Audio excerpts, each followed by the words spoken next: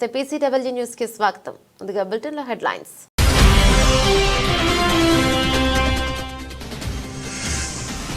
అధ్యక్ష ఎన్నికల్లో నిలబడి ఉంటే ట్రంప్ను ఖచ్చితంగా ఓడించేవాడిని. ఆసక్తికర వ్యాఖ్యలు చేసిన జో బైడెన్.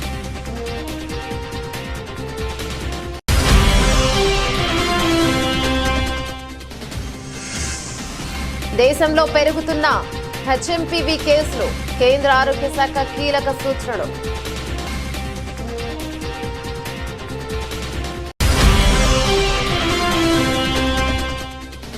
మూడు రోజుల పాటు రామలల్ల ప్రతిష్టాపన, ప్రథమ వార్షికోత్సవం, బాలరాముడికి పీతాంబరి వస్త్రాలతో అలంకరణ.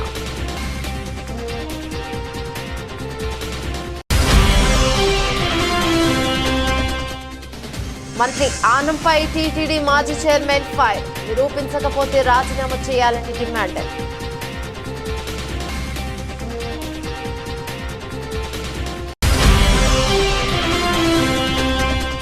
బీఆర్ఎస్ నేతల అరెస్టులను తీవ్రంగా ఖండిస్తున్నాం. ప్రభుత్వ తీరుపై ఆగ్రహం వ్యక్తం చేసిన హరీష్ రావు.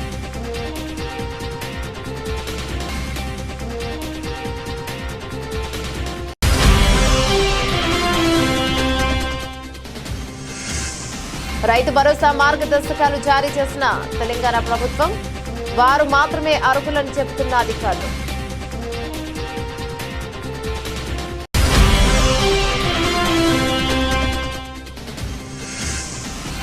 టీమిండియాకు బిగ్ షాక్, ఛాంపియన్స్ ట్రోఫీ నుంచి Jasprit Bumrah out.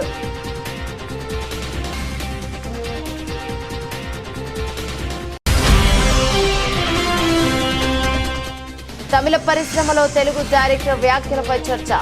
Star hero cinema direct చేయమని ఛాన్స్ ఇస్తే రిజెక్ట్ చేసిన అనిల్ రావిపూడి.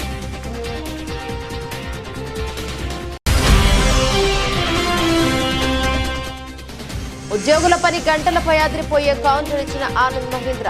పని సమయం కాదు, నాణ్యత ముఖ్యమన్న టెక్ దిగ్గజం.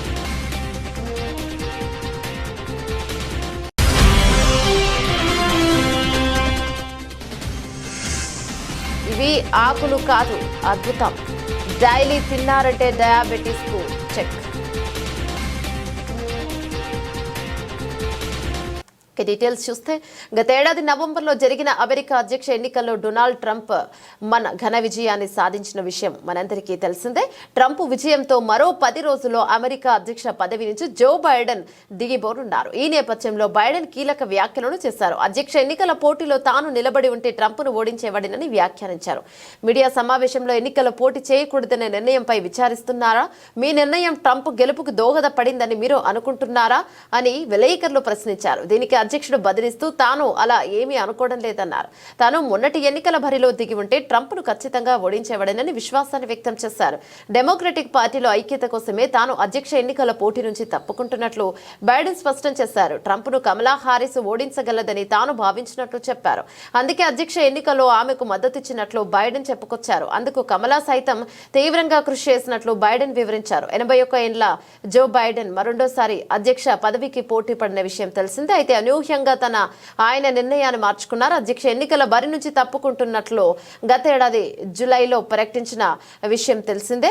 ట్రంప్తో జరిగిన డిబేట్లో తడబాటు, ఇతరత్ర ఆదేశాల అంశాల నేపథ్యంలో అధ్యక్ష పోటీ నుంచి తప్పుకోవాలని సొంత పార్టీ నేతల నుంచి ఒత్తిడి పెరగడంతో బైడెన్ ఈ నిర్ణయం తీసుకున్నారు. అనంతరం డెమోక్రటిక్ పార్టీ తరపున అభ్యర్థిగా ప్రస్తుతం ఉపాధ్యక్షురాలిగా ఉన్న కమలా హారిస్ పేరును బైడెన్ ప్రతిపాదించారు. అయితే ఆమె నవంబర్ 5న జరిగిన ఎన్నికలు ట్రంప్ చేతిలో ఓటమి పాలయ్యారు. President, do you regret your decision to run for re-election? Do you think that made it easier for your predecessor to now become your successor? I don't think so. I think I would have beaten Trump, could have beaten Trump, and I think that Kamala could have beaten Trump, would have beaten Trump. It wasn't about... I thought it was important to unify the party. And when the party was worried about whether or not I was going to be able to move, I thought even though I thought I could win again, I thought it was better to unify the party. And it was the greatest honor in my life to be President of the United States, but I didn't want to be one who caused a party that wasn't unified to lose an election. And that's why I stepped aside, but I was confident she could win. Do you think she should run again? దేశంలో human మెటప్న్యూమో virus HMPV కేసులు క్రమంగా పెరుగుతున్నాయి. తాజాగా అస్సాంలో కూడా HMPV case నమోదైంది. రాష్ట్రంలోని లఖీంపూర్లో 10 నెలల చిన్నారికి వైరస్ సోకింది. దీంతో ఆ చిన్నారిని అస్సాం మెడికల్ కాలేజీ అండ్ హాస్పిటల్లో చేర్పించారు. ప్రస్తుతం చిన్నారి పరిస్థితి నిలకడగానే ఉందని వైద్యులు తెలిపారు. అయితే తాజాగా అస్సాంలో నమోదైన కేసుతో దేశంలో మొత్తం 15 హెచ్ఎంపీవీ కేసులు నమోదయ్యాయి. గుజరాత్లో అత్యధికంగా 4 కేసులు నమోదు కాగా మహారాష్ట్రలో 3, కర్ణాటక రాష్ట్రంలో 2, తమిళనాడులో 2, కోల్కతాలో 3, అస్సాంలో 1 కేసు నమోదైంది. చైనాలో హెచ్ఎంపీవీ విజృంభిస్తూనే ఉంది. ఆ దేశంలోని పలు ప్రాంతాల్లో ఈ వైరస్ బారిన పడుతున్న వారి సంఖ్య రోజు రోజుకు పెరుగుతుంది. అయితే చైనాకు ఆనుకుని ఉన్న భారతదేశంలోని రాష్ట్రాలను కేంద్రం అప్రమత్తం చేసింది. సిక్కిం చైనాకు దాదాపు 200 కిలోమీటర్ల పొడవైన సరిహద్దును కలిగి ఉంది. ఇది ఉత్తర ఈశాన్యంలో టిబెట్ అటానమస్ రీజియన్తో చుట్టపడబడింది. ఇక దీంతో కేంద్ర ఆరోగ్య శాఖ సూచనలతో సిక్కిం ప్రభుత్వం అప్రమత్తమైంది.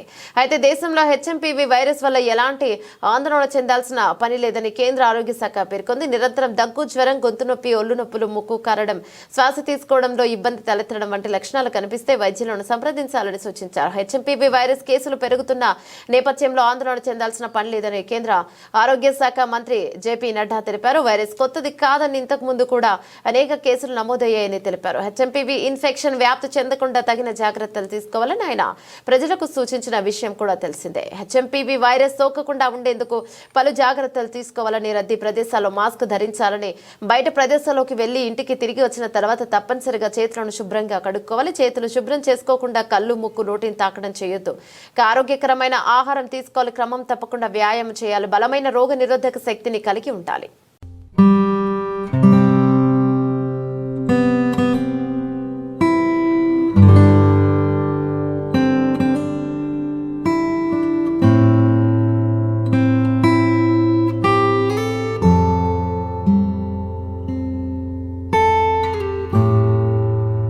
ఉత్తరప్రదేశ్లోని అయోధ్యలో రామ్లల్లా ప్రాణ ప్రతిష్ఠ జరిగి ఏడాది పూర్తవుతుండటంతో ఈ నెల 11 నుంచి 3 రోజుల పాటు వార్షికోత్సవాలు నిర్వహిస్తున్నారు. ఈ ప్రతిష్ఠ ద్వాదశ ప్రారంభం సందర్భంగా స్వామివారి వేడుకల్లో భాగంగా తొలి రోజైన శనివారం పీతాంబరి, పసిడి వర్ణం వెండి పోగులతో తయారు చేసిన వస్త్రాలతో అలంకరిస్తారు. ఢిల్లీలో బంగారు వెండి పోగులతో నేయించి నీటిని ప్రత్యేకంగా తయారు చేశారు. ఈ దుస్తులు ఇవాళ అయోధ్యలోని రామాలయానికి చేరుకున్నాయి. జిల్లా యంత్రాంగం శ్రీరామ జన్మభూమి తీర్థ క్షేత్ర ట్రస్ట్ కలిసి వేడుకలు నిర్వహిస్తాయి. గత ఏడాది జనవరి 22న మధ్యాహ్నం 12:30 శ్రీరాముడి ప్రతిష్టాపన మహోత్సవం జరిగిన విషయం తెలిసిందే. హిందూ క్యాలెండర్ ప్రకారం ఈ ఏడాది జనవరి 11న వార్షికోత్సవ వేడుకలు నిర్వహిస్తున్నారు. శనివారం ఉదయం 10 గంటలకు అభిషేక పూజ జరిగిన తర్వాత మధ్యాహ్నం 12:20 రాముడికి మహాహారతిస్తారు. ప్రథమ వార్షికోత్సవానికి ఏర్పాటు పూర్తయిన రేపటి నుంచి 3 రోజులు నిర్వహించే ఈ వేడుకల్లో సామాన్యులకు పెద్దపీట వేయనున్నారు. నిరుడు విగ్రహ ప్రాణ ప్రతిష్టకు కొన్ని కారణాల వల్ల హాజరు కాలేకపోయిన ప్రజలు వార్షికోత్సవానికి హాజరు కావాలని శ్రీరామ జన్మభూమి తీర్థ క్షేత్ర ట్రస్ట్ ఆహ్వానం పలుకుతోంది. కార్యక్రమానికి 110 మంది విఐపీలను కూడా ఆహ్వానించింది. ఉత్తరప్రదేశ్ సీఎం యోగి ఆదిత్యనాథ్ వార్షికోత్సవ కార్యక్రమాలను ప్రారంభించి రాముడి అభిషేకం నిర్వహిస్తారు. అంగత్ టీలా వద్ద 5,000 మంది కూర్చోవడానికి అతిపెద్ద జన్మన్ హ్యాంగర్ టెంట్ను ఏర్పాటు చేశారు. ఇందులో శాస్త్రీయ సాంస్కృతిక ప్రదర్శనలతో పాటు రోజువారీ రామకథ కార్యక్రమాలు, యజ్ఞశాల వంటివి కూడా ఉంటాయి. షెడ్యూల్లో భాగంగా మధ్యాహ్నం 2 గంటలకు రామకథ, ఆ తర్వాత రామచరిత మానస్ పై ప్రసంగాలు, సాంస్కృతిక ప్రదర్శనలు ఉంటాయి. ప్రసాద వితరణ రోజువారీ కార్యక్రమాల్లో భాగంగా ఉంటుంది. रामाय रामभद्राय रामचंद्राय वेदसे रघुनाथाय नाथाय सीताय पतिये नमः। श्री रामलला भगवान की, श्री रामलला भगवान की।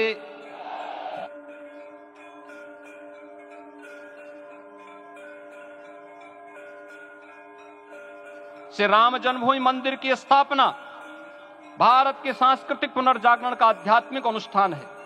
यह राष्ट्र मंदिर है। जय जय सीताराम, जय जय सीताराम।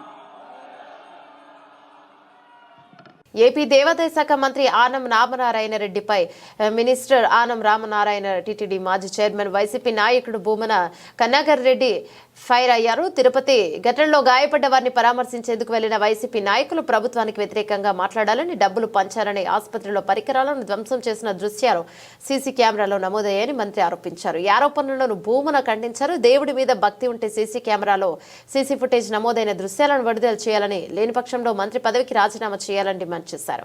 మంత్రి దిగజారి మాట్లాడుతున్నారని విమర్శించారు. వైకుంఠ ఏకాదశి సందర్భంగా తిరుమల శ్రీవారిని ఉత్తర ద్వారా గుండా దర్శించుకోవడానికి టీటీడీ తిరుపతిలో టికెట్ల జారీ కేంద్రాలను, టోకెన్ల జారీ కేంద్రాలను ప్రారంభించింది. ఈ సందర్భంగా పద్మావతి పార్కులో నెలకొల్పిన కేంద్రం వద్ద జరిగిన తొక్కిసలాటలో 6 చనిపోగా మరో 48 మంది గాయపడ్డారు. గాయపడ్డ వారిని రుయా స్విమ్స్ ఆసుపత్రిలో చేర్పించారు. ఆసుపత్రిలో చికిత్స పొందుతున్న క్షతగాత్రులను ముఖ్యమంత్రి చంద్రబాబు, డిప్యూటీ సీఎం, రాష్ట్ర మంత్రులు పరామర్శించారు. వైసీపీ అధ్యక్షుడు మాజీ సీఎం జగన్ కు పరామర్శించిన సమక్షంలో క్షతగాత్రులు వ్యతిరేకంగా మాట్లాడారని, ఇక కవర్లలో డబ్బులు పంచారని మంత్రి ఆనం ఆరోపించారు. క్షతగాత్రులను అవమానపరచటం, చనిపోయినటువంటి వాళ్ల కుటుంబీకులను అత్యంత నీచంగా భావించటం, ఇంతకంటే దారుణం మరొకటి లేదు. అలాగే మేము అక్కడికి వచ్చినప్పుడు జగన్మోహన్ రెడ్డి గారిని అక్కడికి ఆసుపత్రికి రాకుండా చేయటం కోసమని అడుగడుగున ఆటంకం కలిగించింది మీ ప్రభుత్వం. దారిలో ఒక మాజీ ముఖ్యమంత్రిని అడ్డుకోవటానికి ట్రాక్టర్లు అడ్డుపెట్టి ఇంత నీచంగా వ్యవహరించింది మీ ప్రభుత్వం. ఇంతకంటే దారుణం మరొకటి ఉన్నదా? మీరు ఎన్ని రకాలైనటువంటి దుర్మార్గపు చర్యలు చేశారో జగన్మోహన్ రెడ్డి గారిని అడ్డుకోవటానికి. జగన్మోహన్ రెడ్డి లాంటి ఒక ప్రజానాయకుడు వచ్చినప్పుడు పోలీసులు కనీసమైనటువంటి భద్రత కూడా ఇవ్వకుండా, మేము ఆసుపత్రిలో పరామర్శించడానికి వస్తే పవన్ కళ్యాణ్ ఉద్దేశపూర్వకంగా ఆసుపత్రిలో దాదాపు 2 గంటలకు పైగా అక్కడ ఉండటం, జగన్మోహన్ రెడ్డి గారు వచ్చినారని తెలిసినప్పటికీ కూడా కావాలనే ఆయన్ను ఆసుపత్రిలోకి రానివ్వకుండా చేయటం కోసమని తన ప్రోగ్రామును మరింత పొడిగించుకోవటం, ఇవన్నీ మీ కళ్ళకు కనపడలా. అట్లాగే నిన్న డబ్బులు ఇచ్చినటువంటి, మేము ఈ డబ్బులు ఇచ్చినామని వైసీపీ వాళ్ళ మీద మీరు ఏదైతే ఆరోపణలు చేస్తున్నారో అవన్నీ సీసీ కెమెరాలలో రికార్డ్ అయినాయి అని చెప్తున్నారు. రామనారాయణ గారికి ఛాలెంజ్ చేస్తున్నాం. అది నిజమైతే, మీరు నిజంగా దేవుడి మీద భక్తి కలిగినటువంటి వాళ్ళైతే ఆ సీసీ కెమెరాల ఫుటేజ్ని బయట పెట్టాలి. మేము డబ్బులు ఇచ్చినట్టుగా మీరు నిరూపించాలి. నిరూపించలేకపోతే, ఎందుకంటే సీసీ ఫుటేజ్లు మీ అధీనంలోనే ఉంటాయి, నిరూపించలేకపోతే వెంటనే మీ పదవికి రాజీనామా చేయాలి. మమ్మల్ని అసలు జగన్మోహన్ రెడ్డి గారు వచ్చేంత వరకు మమ్మల్ని ఆసుపత్రి ముఖం వైపు కూడా రానివ్వలేదు మీ పోలీసు, మీ అధికార గణం. మేము డబ్బులు ఇచ్చి మీ చంద్రబాబు నాయుడిని తిట్టించినామని చెప్తున్నారు మీరు. అంటే చంద్రబాబు నాయుడు గారి పాలన మీద క్షతగాత్రులకు ఉన్నటువంటి అభిప్రాయం ఏందో చాలా స్పష్టంగా అర్థమైపోయింది. మీ ప్రభుత్వం మీద, మీ నాయకుడి మీద ఏ రకమైనటువంటి అభిప్రాయాలు ఉన్నాయని. దయచేసి వెంటనే మీరు సీసీ ఫుటేజీలని బయట పెట్టాలా, లేదా మీ పదవికి రాజీనామా చేయాలా. ఇంత నీచంగా వ్యవహరించినాను నేను, నా తప్పిదం ఇదేనని మీరు మీ పదవికి రాజీనామా చేయాలి. మీ చర్య ఎలా ఉన్నది అంటే, మీ పార్టీలో మీ పదవి దేవాదాయ శాఖ మంత్రి అయినప్పటికీ కూడా మిమ్మల్ని పట్టించుకునే వాళ్ళు ఎవరు లేరు కనుక, అదేదో సామెత ఉంది, తోలుగుడ్డు పెట్టే కోడికి ఎంత విలువ ఉందో నిజమైన గుడ్డు కాకుండా తోలుగుడ్డు పెట్టేటువంటి కోడికి, ఆ రకమైనటువంటి కోడిగా మీరు తెలుగుదేశం ప్రభుత్వంలో మంత్రిగా ఉన్నారు. తోలు గుడ్లు పెట్టేటువంటి కోడిగా మీరు ఆ సీసీ ఫుటేజ్ని వెంటనే ఈరోజే బయట పెట్టాలి. మేము డబ్బులు ఇచ్చినట్టు నిరూపించాలి, లేదా పదవికి రాజీనామా చేయాలి.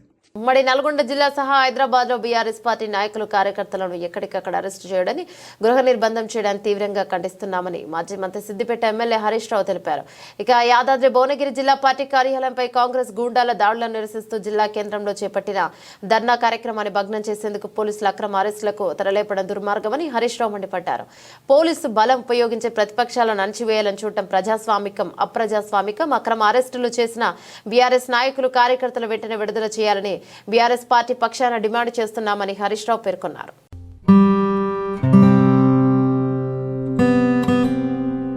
తెలంగాణ ప్రభుత్వం అర్హులైన రైతులకు రైతు భరోసా నిధులు జమ చేసేందుకు సిద్ధమైంది. నెల 26వ తేదీ నుంచి రైతు భరోసా పథకాన్ని అమలు చేయాలని నిర్ణయించినట్లు తెలిపిన ప్రభుత్వం పంట పెట్టుబడి సాయాన్ని ఏడాదికి ఎకరాకు 12,000 అందజేస్తామని పేర్కొంది.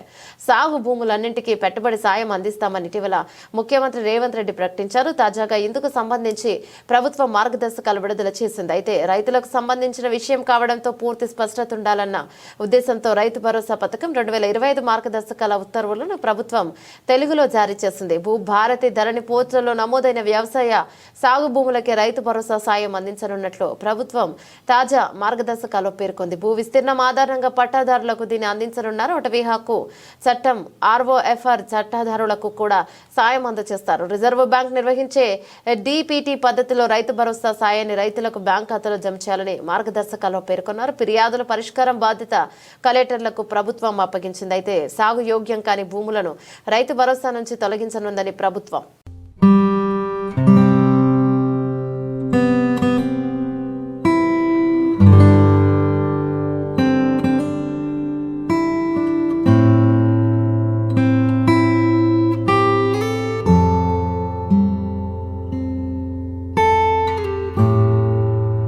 ఐసీసీ ఛాంపియన్స్ ట్రోఫీ ఫిబ్రవరి 19 నుంచి ప్రారంభం కానుంది. పాకిస్తాన్ ఆతిథ్యం ఇస్తున్న ఈ టోర్నీలో టీమిండియా ఆడే మ్యాచ్లన్నీ దుబాయ్ వేదికగా జరగనున్నాయి. టోర్నీకి సంబంధించిన గత నెలలోనే షెడ్యూల్ విడుదలైంది. ఫిబ్రవరి 19 నుంచి మార్చి 9వ తేదీ వరకు మ్యాచ్లు జరగనున్నాయి. అయితే భారత్ తన తొలి మ్యాచ్ ఫిబ్రవరి 20వ తేదీన బంగ్లాదేశ్తో ఆడనుంది. భారత్ వర్సెస్ పాకిస్తాన్ మ్యాచ్ ఫిబ్రవరి 23వ తేదీన జరగనుంది. గ్రూప్ దశలో ఇండియా మొత్తం 3 జట్లతో మ్యాచ్లు ఆడనుంది. అయితే BCCI ఈ మెగా టోర్నీకి జట్టును ప్రకటించేందుకు సిద్ధమవుతుంది. జనవరి 19 ఛాంపియన్స్ ట్రోఫీ కోసం భారత జట్టును ప్రకటించే అవకాశం ఉంది. 15 మందితో పాటు ట్రావెల్ రిజర్వ్ గా 3 ఎంపిక చేయాలని అజిత్ గవాస్కర్ నేతృత్వంలోని సెలక్షన్ కమిటీ భావిస్తోంది. అయితే అందుకు ICC అనుమతి తప్పనిసరి. ఇదిలా ఉంటే ఛాంపియన్స్ ట్రోఫీకి ముందు టీమిండియాకు బిగ్ షాక్ తగిలింది. Team India pass bowler Jasprit Bumrah ఈ సిరీస్ కు అందుబాటులో ఉండటం లేదని తెలుస్తోంది. ఇండియన్ ఎక్స్ప్రెస్ నివేదిక ప్రకారం ఛాంపియన్స్ ట్రోఫీలో గ్రూప్ స్టేజ్ మ్యాచ్లకు బుమ్రా అందుబాటులో ఉండకపోవచ్చు. అతను వెన్నునొప్పితో ఇబ్బంది పడుతున్నారు. ప్రస్తుతం బుమ్రా బెంగళూరులోని నేషనల్ క్రికెట్ అకాడమీ NCA పర్యవేక్షణలో ఉన్నట్టు తెలుస్తోంది. BCCIకు చెందిన అధికారి మాట్లాడుతూ ఛాంపియన్స్ ట్రోఫీకి పూర్తి స్థాయిలో సన్నద్ధమయ్యేందుకు బుమ్రా NCAకి వెళ్లాడు. ప్రాథమిక నివేదికలో అతనికి ఫ్రాక్చర్ కాలేదు, కానీ అతను వెన్ను భాగంలో వాపు ఉంది. దీంతో NCA పర్యవేక్షణలో అతను త్వరలోనే కోలుకుంటాడు. పూర్తి స్థాయిలో కోలుకున్న తర్వాత బుమ్రా తన ఫిట్నెస్ నిరూపించుకునేందుకు ప్రాక్టీస్ మ్యాచ్లు ఆడాల్సి ఉంటుంది తెలిపారు. కారణంగా 15 మంది టీం సభ్యుల జాబితాలో బుమ్రా పేరును చేర్చేలా అతని స్థానంలో UAEకి మరొకరిని ఎంపిక చేయాలనే విషయంపై బోర్డు సుమలాలోచనలు చేస్తున్నట్లు సమాచారం. ఒకవేళ ఛాంపియన్స్ ట్రోఫీకి వెళ్లే 15 మంది జట్టు సభ్యుల్లో జస్ప్రీత్ బుమ్రా పేరు ఉన్నప్పటికీ అతను గ్రూప్ దశలో మ్యాచ్లు ఆడే అవకాశం లేదని తెలుస్తోంది.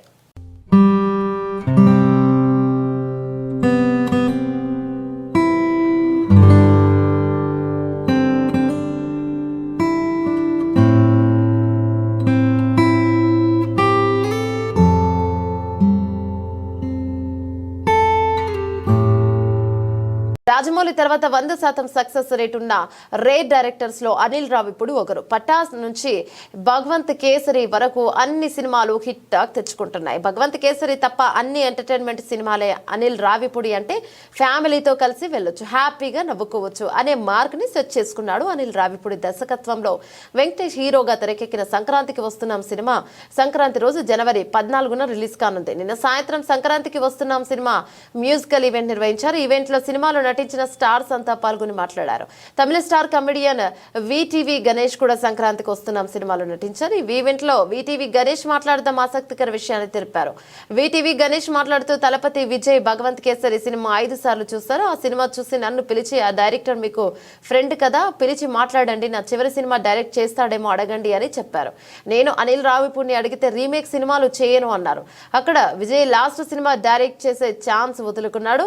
ఇక్కడ సంక్రాంతికి వస్తున్నాం సినిమా చేసి ఇందులో నాకు ఆఫర్ ఇచ్చాడని తెలిపారు. దీంతో వీటీవీ గణేష్ వ్యాఖ్యలు తెలుగు తమిళ పరిశ్రమలో చర్చంగా మారాయి. గతంలో అనిల్ రావిపూడి బాలకృష్ణ శ్రీలీల కాజల్తో భగవంత్ కేసరి సినిమా తీసి దసరాకు రిలీజ్ చేసి హిట్ కొట్టిన సంగతి తెలిసిందే. తన రొటీన్ కామెడీని పక్కన పెట్టిన ఒక సీరియస్ సబ్జెక్ట్ తో ఈ సినిమాని తెరకెక్కించిన సక్సెస్ అయ్యాడు అనిల్. ఈ సినిమా తమిళ స్టార్ విజయ్ రీమేక్ చేస్తున్నాడని గతంలో వార్తలు వచ్చాయి. ఇప్పుడు వీటీవీ గణేష్ అధికారికంగా చెప్పడంతో విజయ్ ఈ సినిమాని రీమేక్ చేస్తున్నాడని క్లారిటీ వచ్చేసింది. అయితే విజయ్ లాంటి స్టార్ హీరో అనిల్ రావిపూడికి డైరెక్షన్ ఛాన్స్ ఇస్తే అనిల్ వద్దని చెప్పాడని తెలిసి అంత ఆశ్చర్యపోతున్నారు. ఇక తమిళ స్టార్ విజయ్ రాజకీయాల్లోకి ఎంట్రీ ఇవ్వడంతో ఇటీవలే తన చివరి సినిమాని వినోద్ దర్శకత్వంలో ప్రకటించారు. ఈ సినిమా భగవంత్ కేసరి రీమేక్ అనే క్లారిటీ వచ్చేసింది. మరి విజయ్ ఈ సినిమాని ఏ రకంగా మారుస్తాడో చూడాలి. ఈ సినిమా తర్వాత విజయ్ పూర్తిగా రాజకీయాలకే సమయం కేటాయించనున్నారు. One minute, ఇది ரொம்ப ఇంపార్టెంట్ అమ్మా. అయ్యో అవునా అనిల్ గారు సార్ அவரு భగవంత్ కేసరి 5 టైం பார்த்தேன் Ganesh. I like the film, I want him to direct అని చెప్పి పిలిచి అడిగితే ఈయన రీమేక్ నేను చెయ్యను అని చెప్పి వచ్చేసారు. నాకు అక్కడ 4-5 directors are waiting on the queue. ఆయన లాస్ట్ ఫిలిం చేస్తాను, ఈయన చేయడని చెప్పి వచ్చేది. But one way I got more. Listen అది నేను చెయ్యను అని చెప్పి రాలేదు. సో అది అట్లా చెప్పి రీమేక్ అనేది కూడా అది వేరే డిస్కషన్ జరిగింది. సో విజయ్ గారికి మనకి అది వేరే డిస్కషన్ జరిగింది. అది పైగా ఓకే అది చెప్పలేదు. ఎందుకు చెప్తున్నానంటే అంత ఆయనకి ఇష్టమైంది. దాని తర్వాతనే నేను భగవంత్ కేసరి చూశాను. Because I also acted in that film. ఎందుకు 5 టైమ్స్ చూశారు ఆయన చెప్పి నేను పోయి చూశాను. అప్పుడే ఆయన ఆహా వీడు బాగానే చేస్తున్నాడు. ఎలాంటి చైర్మన్ సుబ్రహ్మణ్యన్ చేసిన వ్యాఖ్యలు నెట్టింట తీవ్ర దుమారం రేపుతున్నాయి. ఉద్యోగుల పని గంటలపై ఆయన చేసిన వ్యాఖ్యలు ఆన్లైన్ వేదికగా విస్తృత చర్చలు ప్రజల ఆగ్రహాన్ని రేకెత్తించేలా చేస్తాయి.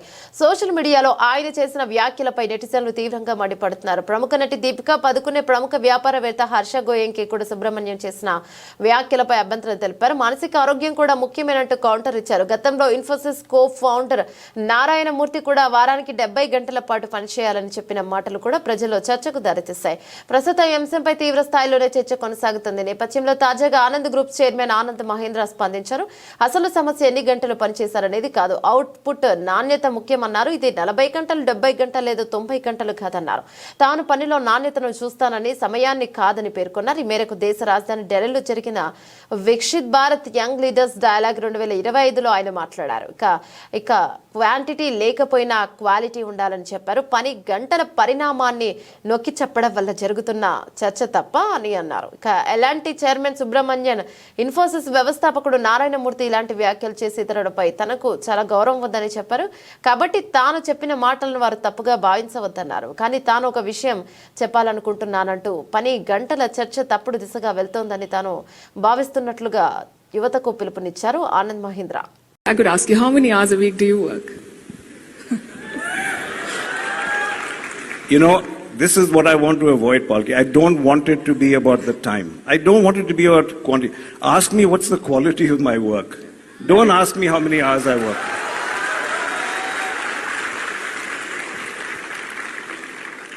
And since you're giving us tips, you look worried. It's not a trick question. How much time in a day do you spend on social media? Because you've aced your social media game, and yet you have managed time so well because you've built institutions. And I think we can all learn. I mean, this is a challenge that. You know, I'm often asked this question. Then I'm asked about, do you have a office that manages it? If anyone's read my tweets, if you think my office can write like that, then I've got a fabulous team who lives inside my head. You know. I don't know why people even ask that. So then you say, how much time do you have? And every time I'll get in my timeline, sab aap faltu ko nahi kar kaam karo, aap Twitter pe kyun hai? This kind of thing keeps coming up. I want to tell people and I've been asked this, I'm on X on social media not because I'm lonely.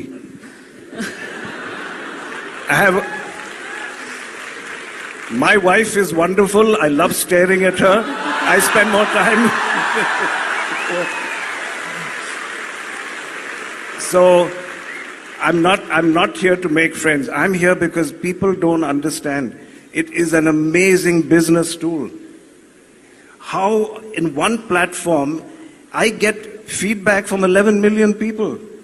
జామ పండులో ఎన్నో పోషకాలు దాగున్నాయి. రుచిగా ఉండే ఈ జామ పండును చిన్న పెద్ద తేడా లేకుండా అందరూ ఇష్టపడతారు. జామ పండు తినడం వల్ల చాలా శరీరానికి ఎన్నో పోషకాలు ఖనిజాలు లభిస్తాయి.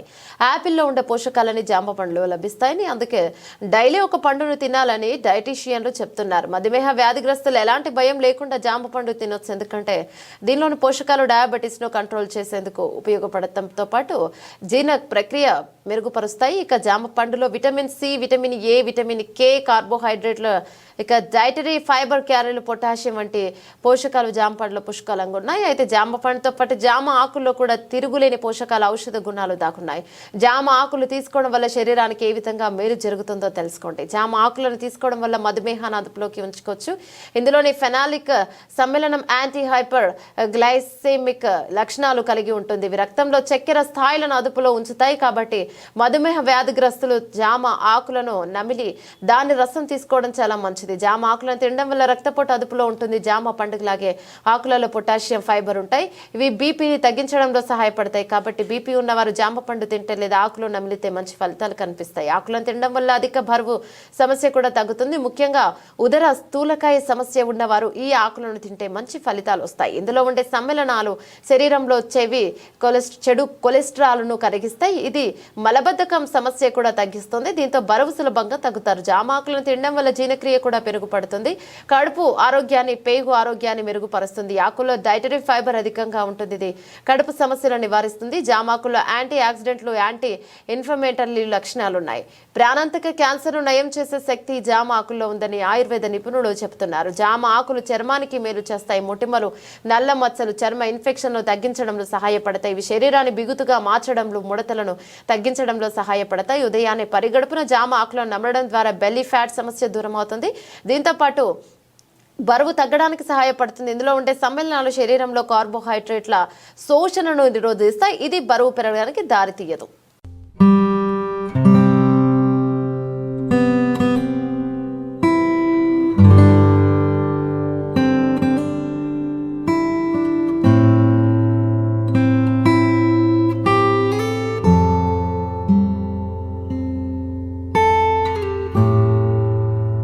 బులెటిన్ ముగించే ముందు హెడ్లైన్స్ మరోసారి.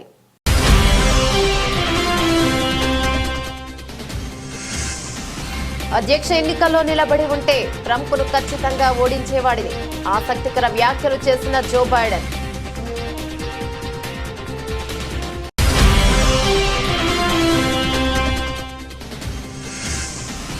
దేశంలో పెరుగుతున్న హెచ్ఎంపీవీ కేసులు, కేంద్ర ఆరోగ్య శాఖ కీలక సూచనలు.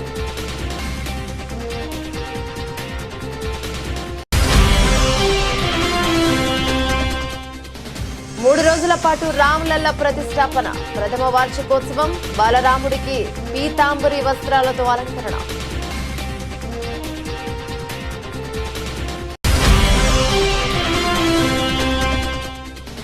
మంత్రి ఆనంపై టీటీడీ మాజీ చైర్మన్ ఫైర్, నిరూపించకపోతే రాజీనామా చేయాలని డిమాండ్.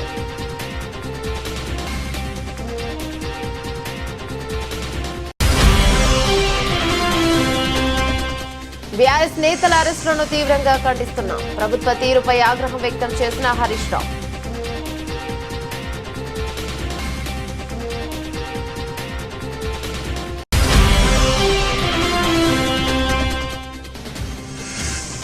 రైతు భరోసా మార్గదర్శకాలు జారీ చేసిన తెలంగాణ ప్రభుత్వం, వారు మాత్రమే అర్హులని చెబుతున్న అధికారులు.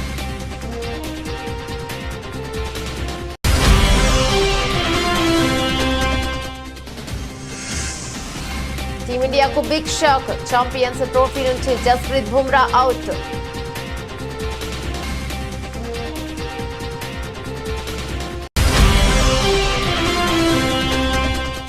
తమిళ పరిశ్రమలో తెలుగు డైరెక్టర్ వ్యాఖ్యలపై చర్చ. స్టార్ హీరో సినిమా డైరెక్ట్ చేయమని ఛాన్స్ ఇస్తే రిజెక్ట్ చేసిన అనిల్ రావిపూడి.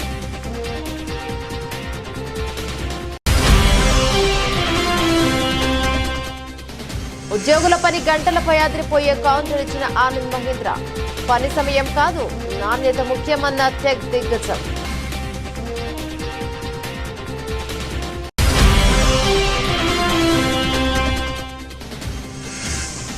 ఇవి ఆకులు కాదు, అద్భుతం. డైలీ తిన్నారంటే డయాబెటీస్ కు చెక్.